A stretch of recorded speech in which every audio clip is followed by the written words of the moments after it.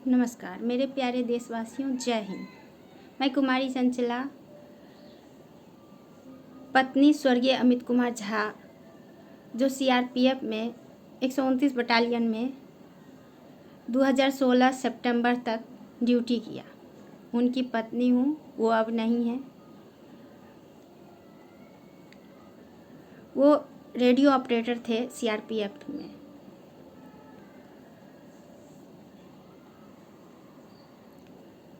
मैं आपसे अपनी ज़िंदगी के बारे में कुछ साझा करना चाहती हूँ।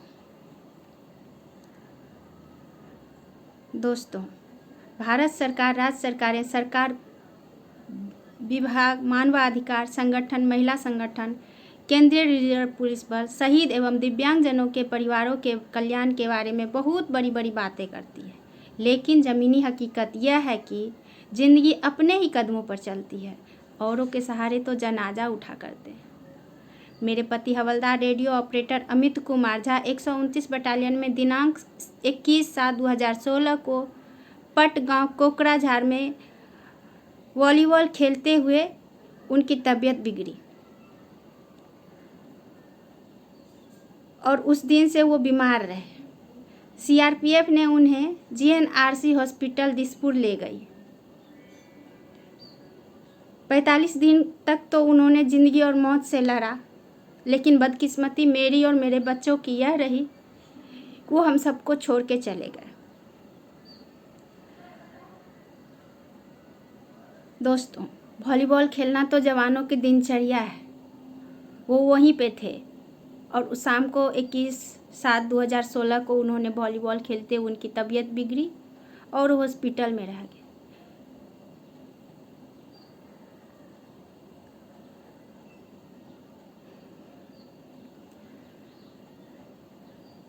हॉस्पिटल दिसपुर में रखा, लेकिन मेरे बदकिस्मती से वो नहीं रहे।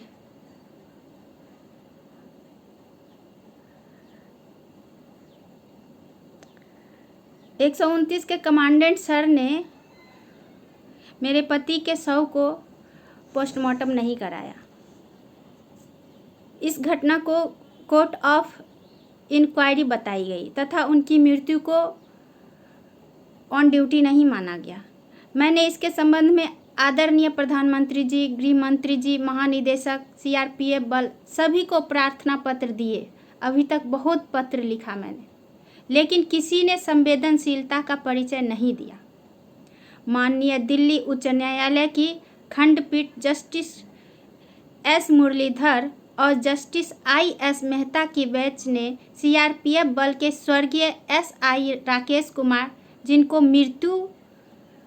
मृत्यु 2015 में घर से ड्यूटी जाते हुए रास्ते में हो गई थी, उनको भी ऑन ड्यूटी बताया। मेरे 4 बच्चे हैं, 3 बेटी है, 1 बेटा है। बेटा अभी बहुत छोटा है, अभी उसका मात्र 5 साल उम्र है और मैं भागलपुर में रेंट पे चारों बच्चों को लेकर के रहती हूँ। मुझे मामूली सा पेंशन दिया जा रहा है, उसी में अपना गुजारा कर रहे हैं। इसी में पढ़ाई, कपड़ा, तबीयत बिगड़ जाए तो शादी ब्याह, कितना खर्चा होता है एक आम परिवार में, हो तो आप सबको पता ही है। मैं उसी पेंशन में कर रही हूँ सारा काम। कहने का मतलब यह है कि मेरे पति को ऑन ड्यूटी नहीं दिखाया गया। नहीं दिखाने के कारण मुझे एक्स ग्रेसिया, जो सरकार की तरफ से 10 लाख मिलता है, वो नहीं मिला और पोस्टमार्टम भी नहीं कराए। इसके वजह से मुझे 5 लाख रुपया एसबीआई बैंक से पीएमएसपी मिलना था। इलाहाबाद बैंक से मैं इंश्योरेंस करवाई थी 2 लाख रुपया, वो मिलना था, नहीं मिला। और भी ऑन ड्यूटी दिखाते तो कुछ और भी मेरे लिए फ़ायदा होता, मेरे बच्चे को जीने का सहारा मिल जाता, क्योंकि अब तो वो रहे नहीं। मेरे पति ने 22 साल तक सीआरपीएफ में ड्यूटी किया, लेकिन जब मैं सीआरपीएफ के अफसरों से उनसे गुहार लगाई तो उन्होंने कहा मैं कुछ नहीं कर सकता, आपकी किस्मत और आप जानो।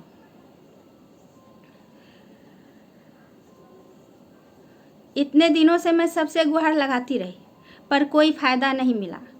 अंत में मुझे लगा कि सोशल मीडिया सबका मदद करती है, तो शायद मेरा भी मदद कर दे। मैं आप लोगों से कोई भीख नहीं मांग रही, परंतु आप लोगों में बहुत से ऐसे लोग होंगे जो उच्च पदों पर आसीन होंगे, वकील होंगे या एनजीओ में होंगे, जो मेरी बात ऐसे प्लेटफॉर्म पर पहुंचा सकेंगे जहां मुझे उचित न्याय मिल सके।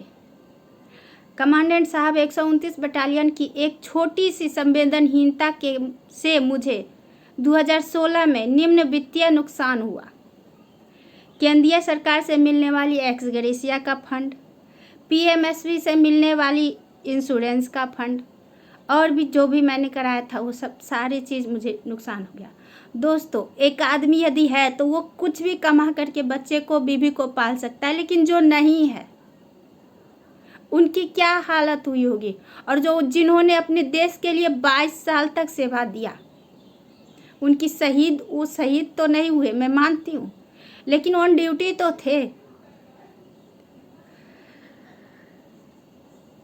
उन्होंने पोस्टमार्टम भी नहीं कराया, जिस वजह से मुझे बहुत पैसा का नुकसान हुआ।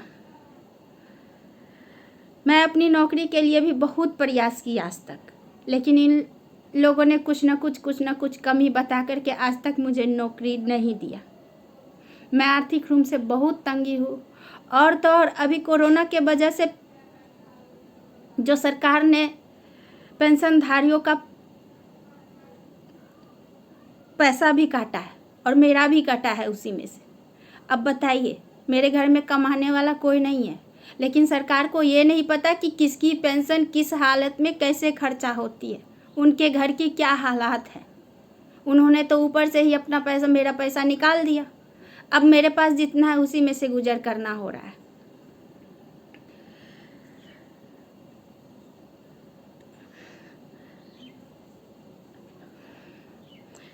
आप लोग मेरे दर्द को समझिए। आपको नहीं पता यह वीडियो मैं कितना हिम्मत जुटाने के बाद बनाई हूँ। मुझे बहुत रोना होता है, कलेजा फटता है जब अपनी पति का मृत्यु के बारे में लिखती हूँ या बोलती हूँ। पर क्या करूँ, मेरे साथ मेरे लेटर पढ़ने वाला या लिखने वाला कोई नहीं है।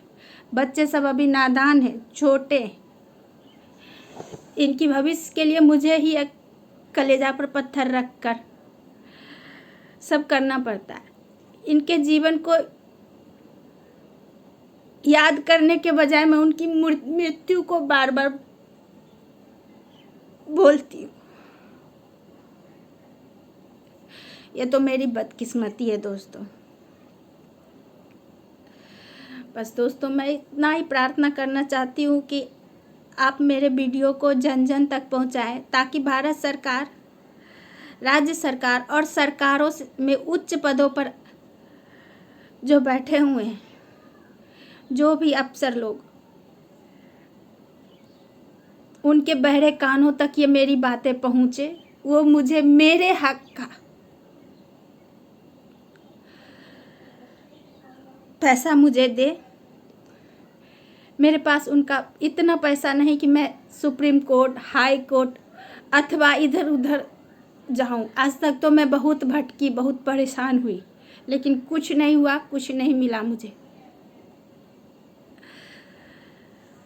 इसलिए दोस्तों, आप सबसे नम्र निवेदन है कि मेरी इस वीडियो को ज़्यादा से ज़्यादा शेयर करें, उतना उस जगह पे पहुंचा दे कि मेरे हक की लड़ाई मुझे मिल जाए। और मेरे जैसे बहुत सारे बहना हैं जिनको भी मेरे जैसा ही बहुत पैसा मारा जाता है सीआरपीएफ के अफसरों के तरफ से। उनके रूल रेगुलेशन बहुत ही दिखावे के कुछ होते हैं और करने के कुछ होते हैं। इसलिए सबको प्रणाम दोस्तों। ज़्यादा नहीं मैं बोल नहीं पाऊँगी। जय हिंद, वंदे मातरम, नमस्कार।